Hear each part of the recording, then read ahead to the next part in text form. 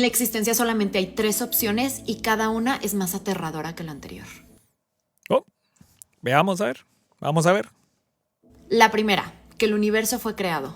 Por algo, por alguien, que hubo una conciencia, una energía o un poder que fue capaz de crear la primera chispa con la que todo inició.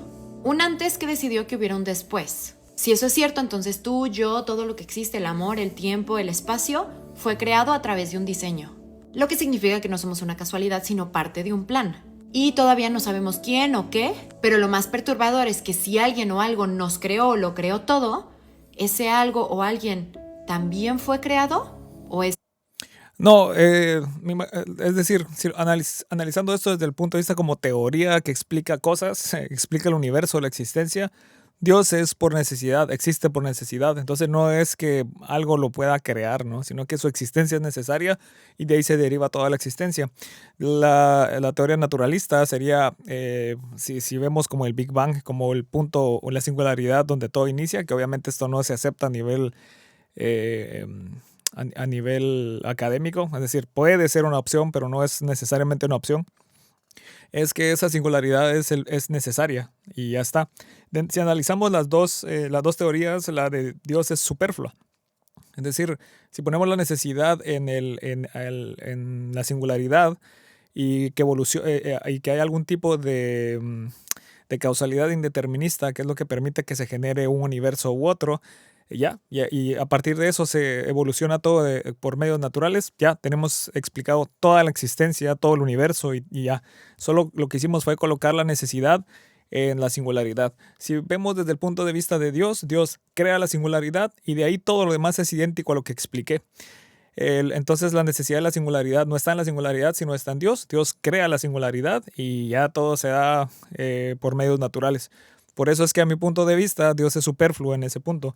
La única forma para mí de diferenciar esto sería que pudiéramos hablar con Dios directamente y decirle, ok, ahora créame este otro universo, ahora créame este otro universo, ahora créame este otro universo, y ver que los universos que va creando son de acuerdo a lo que hablamos, ¿no? Eso sí me dictaría que son dependientes de su voluntad y que definitivamente las cosas, es más probable que las cosas existan por la voluntad de Dios que por la necesidad misma de que esas cosas existan, ¿no?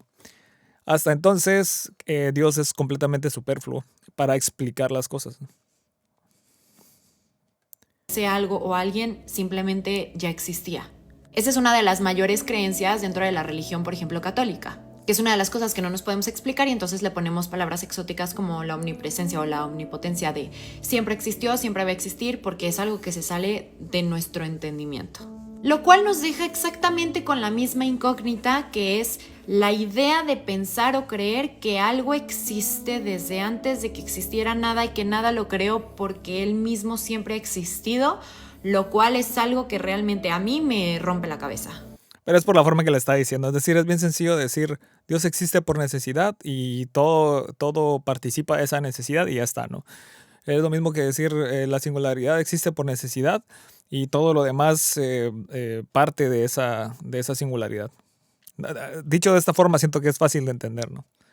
La segunda opción es que si no fue alguien o algo, el universo se creó a sí mismo. O sea que de la nada, literalmente de la nada, todo surgió.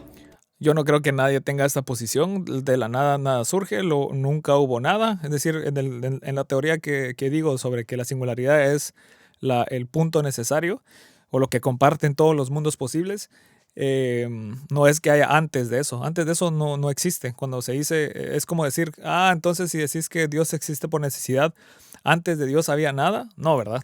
Nunca hay antes de Dios, ni a nivel causal ni a nivel temporal. Dios es el punto inicial. De esa misma forma, la singularidad es el punto inicial y no hay antes, ¿no? Es el punto inicial o es el límite, ¿no? Porque a veces cuando se habla de inicio se está hablando de que había un estado antes de las cosas, ¿no? Hay un cambio de estado, si eso es a lo que se refiere un tipo de inicio, ¿no? Pero obviamente aquí no, aquí se refiere inicio, literalmente el inicio de la existencia o un límite de la existencia misma. Hasta ahí llega la existencia, ¿no? Energía, materia, espacio, tiempo, sin creación, sin creador, sin motivo, sin causa, la nada explotando en todo. Un vacío generando existencia. Un milagro sin manos, una ecuación imposible pero real. Si eso fuera cierto, entonces el universo no necesitó de nadie. Ni un dios, ni un ser superior, y muchos científicos, muchos ateos creen esto. No, lo dudo mucho. Ella está confundiendo con que hay un punto necesario, el Big Bang sea el punto necesario del universo, a que creamos de que antes de eso había nada. Nadie cree que antes del límite de la existencia existía la nada como una forma de existencia. Eso es una contradicción en términos porque la nada no puede tener ningún tipo de propiedad. Existir es algún tipo de propiedad. Lo único que se dice es de que hasta la singularidad tiene sentido hablar y después de eso pues no hay nada de qué hablar. Como si la nada tuviera de repente un impulso por ser algo, lo cual también me parece impensable. Pero aquí viene la tercera opción que para mí es de las más inquietantes de todas, que el universo ha existido siempre, que nunca comenzó, que nunca hubo un primer día, un primer segundo, que el tiempo es un círculo infinito repitiéndose sobre sí mismo, sin un principio, sin un final. Esa es la versión de Hawking, ¿no? El no boundary, no sé cómo se llama la teoría de Hawking. Sí que es cíclico, pero yo creo que también pensar con que es una sucesión de causalidades no tiene ningún problema. El problema de la sucesión infinita es que por lo regular se confunde con sucesión finita, ¿no? Por ejemplo, cuando se dice, bueno, no puede haber una sucesión infinita porque quiere decir que hay infinitos números entre cualquier corte que hagas del pasado y el presente, y eso es falso. En cualquier corte que hagas del pasado, de ese punto al hoy, hay números finitos. Lo que pasa es que puedes seguir haciendo cortes hacia el infinito, y desde donde sea que hagas el corte hacia el infinito, va a haber números finitos hacia el presente. Por eso es que no es que exista una cantidad infinita de números entre un corte que hagas en el pasado y el hoy. Siempre hay un número finito. Lo único es que puedes seguir haciendo cortes hacia el infinito. No hay contradicción. Igual a nivel, ese es como a nivel causativo y a nivel de capacidad de realizar cosas o de afectar cosas, ¿no? Algo siempre va a tomar la capacidad de algo de atrás y así sucesivamente hacia el infinito. De ahí cortar de que si quito algo, entonces se cae toda la sucesión. Es no darse cuenta de que obviamente en una sucesión infinita, si quitas algo, matas toda la sucesión hacia arriba, pero eso no quiere decir que más abajo no hayan más cosas infinitas, hayan más infinita cantidad de cosas de la cual la anterior presta del anterior, la anterior presta del anterior y así sucesivamente. Como si todo lo que somos, cada átomo de nuestro cuerpo ha existido siempre y simplemente está repitiendo su mismo patrón una y otra vez en un ciclo sin fin. Como dice la frase de nada se crea ni se destruye, todo se transforma. Tu alma, tu energía, tu conciencia, quizá en realidad no nacieron, solamente cambiaron de forma. Y entonces si el universo nunca inició, lo más probable es que tampoco nunca termine. Porque para que algo tenga principio tendría que tener fin y para que algo tenga fin tendría que tener principio. Forma parte como de la misma línea temporal. Lo que implica que estamos atrapados como en una danza eterna de inicio y destrucción, de olvido y memoria. Yo no sé tú, pero las tres opciones a mí me parece que en las teorías que tenemos hoy en día están medio mezcladas. Entre el nada se crea ni se destruye, todo se transforma, que te da la idea de creer que siempre todo ha existido como ha existido, aunque tenemos la teoría del Big Bang que habla de un primer momento, entonces habla de que el universo sí fue creado. No, si hablamos de un primer momento en la teoría del Big Bang, no fue creado. Ese es el límite de la existencia. No puede haber antes. Antes decir que hay nada, es decir, que no podemos hablar de eso, antes de eso, que ese es el límite. Pero no tenemos muy claro quién lo creó y por lo tanto vienen todas estas ideas religiosas que hablan de que todos estos huecos científicos donde no podemos dar una explicación, entonces tenemos que poner una deidad para poderle dar una explicación, porque para el ser humano no darle una explicación a algo tan básico como lo es la existencia es impensable, nos hace sentir. Pero la explicación puede ser de que hay algo necesario, hay algo que tiene existencia necesaria. Es lo que hace Dios en las explicaciones que ella menciona, ¿no? Coloca la existencia como necesaria en Dios. A nivel teórico, yo creo que eso es superfluo. Débiles, nos hace sentir vulnerables y forma parte de una de las necesidades básicas psicológicas el darle explicación a todo. Y entonces de estas tres opciones, no importa cuál sea tu justificación o tu razonamiento o tu argumento, si eres una persona religiosa, espiritual, científica, matemática, escéptica, ninguna es fácil de seleccionar, de elegir. Porque lo Para mí sí, por las razones que di antes, la naturalista para mí gana. más escalofriante de todo es que no importa cuál elijas, todas plantean el mismo misterio. ¿Por qué existe algo en lugar de la nada? Porque piensa esto por un segundo. Todo se resuelve en el mismo misterio, me imagino que se referirá. El 99.99999999% de lo que existe es vacío, oscuridad, silencio.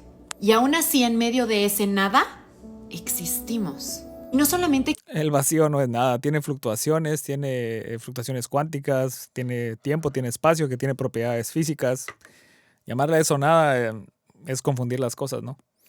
existimos, sino que somos conscientes de que existimos y somos capaces de explorar y de experimentar esa existencia. No como las rocas o el sol o las estrellas que hasta donde sabemos solamente existen sin tener una conciencia de que existen, aunque no sabemos si realmente el sol tiene una conciencia de que existe, porque no somos quien para definirlo. No somos quién, pero obviamente eso viene de que no hemos visto algún tipo de conciencia sin cerebro. Si algo no tiene un cerebro o cierto grado de cerebro, pues difícilmente es razonable pensar que tiene algún tipo de conciencia, lo cual pone el problema de nuevo en hablar afuera del tiempo y el espacio, dejando a un lado de que eso a mi punto de vista es contradictorio, porque es decir, que algo existe nunca y en ningún lugar. Eh, es hablar de que la conciencia como la conocemos y todo este tipo de la voluntad como la conocemos o dónde puede existir la voluntad, no existe el sustrato en ese punto para que exista ni conciencia ni voluntad. Pero hasta lo que sabemos, ninguno de los seres astrológicos que existen allá afuera en el espacio tienen conciencia de su propia existencia. O sea, es como si fuéramos una pequeña chispa de conciencia en medio de un océano infinito de silencio y de nada. Profundo. Eso siempre he creído que somos como una de las maneras en las que el universo tiene para verse a sí mismo, sentirse a sí mismo, Somos la manera en que el universo puede tomar whisky. Esa es la verdad. explorarse a sí mismo. Y somos una de las maneras en las que el universo se cuestiona quién es. Quizá la conciencia es ese puente entre la nada y el todo. Y aún intentando Eso es bien Carl Sagan, ¿no? pensar humildemente, pero validando la grandeza que es la conciencia humana y lo espectacular que es el fenómeno de la conciencia. Quizá no somos el objetivo o el resultado del universo, pero somos la razón para que el universo exista. O al menos una de las razones. No somos el objetivo, pero somos la razón. No lo sé. Somos una de las razones, sí, es decir, si se toma como que Dios hizo el universo, lo hizo para que existiéramos nosotros. ¿Por qué de esta forma? Porque eso, quién sabe, ¿no? Simplemente así se le ocurrió.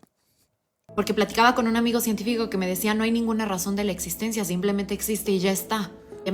Eso es decir que hay una razón, es decir que tiene una forma de existencia necesaria. A mí me parece tan simplista y tan reduccionista pensar que simplemente existe y ya está y la conciencia es un epifenómeno del cerebro y que no hay absolutamente nada detrás de la capacidad que tenemos nosotros para autoexplorarnos y para entendernos y para ser conscientes de que somos conscientes. Pero, ¿y eso qué tiene que ver? Es decir, por ejemplo, si postulamos a Dios, el misterio es todavía más grande, porque ahí ni siquiera hay un tipo de sustrato y literalmente la razón por la cual Dios es consciente y lo que sea es porque sí, no hay otra forma de determinar eso. Eso todavía es más asustadizo, ¿no? No estoy diciendo que ella está diciendo que prefiere esa, solo me refiero a que esa idea, si a ella le asusta eso, bajo la idea de Dios, eso es todavía peor. Y entonces me pongo a pensar, si hubo un principio, ¿qué había antes de ese principio? Si no hubo un principio, ¿cómo es que inició o cómo es que siempre ha existido? Porque para nosotros que estamos limitados, el pensar que algo ha existido siempre, pues es impensable porque si ha existido, pues tuvo que haber un momento en el que empezara a existir. No, si es que ha existido siempre, entonces nunca empezó a existir, porque siempre ha existido. La forma en que ella lo dice suena súper trabalenguas, suena bien Rigoberto, pero no, yo creo que hay una forma bien sencilla de que algo existe por necesidad, ¿no? Si algo existe por necesidad o siempre ha existido, pues obviamente nunca empezó a existir. 3 opciones, miles de cuestiones, un solo enigma. O fuimos creados, o nos creamos a nosotros mismos, el universo se creó a sí mismo, o nunca empezamos. O bueno, siempre estuvimos. No, el universo no se creó. Ahí le falta decir que el universo tiene un punto necesario y ya está. Eso de se creó a sí mismo es creer que no puede tener algún punto necesario. Y va en una regresión de se creó a sí mismo y a sí mismo y a sí mismo. Y está la forma cíclica de pensar en estas cosas, que eso sí tiene completo sentido. No es que se cree a sí mismo, no es que hay un punto en el cual no esté, sino que de forma infinita siempre está creándose, siempre está creándose, ¿no? Siempre está creando algo dentro de sí mismo de forma cíclica. Y está la forma continua, ¿no? Hacia atrás, que no es cíclica, tampoco es contradictoria, solo es contradictoria cuando se confunde con algo finito o se quiere comparar con algo finito. Y ese es el problema casi siempre de comparar infinitos, es que tratamos de hacerlo a través de una comparación con algo finito y ahí es donde siempre va a fallar, ¿no? Y cada posibilidad me obliga a mirar el cielo de noche, a observar el fuego, a mirarme a mí misma, a observar a los demás, a sentirme y entender que estoy viviendo dentro de alguien, de algo que nadie puede explicar y nadie puede comprender. ¿No te parece espectacular la idea de que no entendamos lo más básico que tenemos, que es la vida misma? Así que la próxima vez Pero sí la entendemos en una gran medida, ¿no? ¿Qué es la vida? O tenemos una definición bastante fuerte de qué es la vida. que mires las estrellas, recuerda esto. No importa cuál de las tres opciones sea cierta. No importa si eres una persona religiosa, espiritual, escéptica, matemática, filosófica, científica. No importa si eres ateo, agnóstico, católico, musulmán o budista.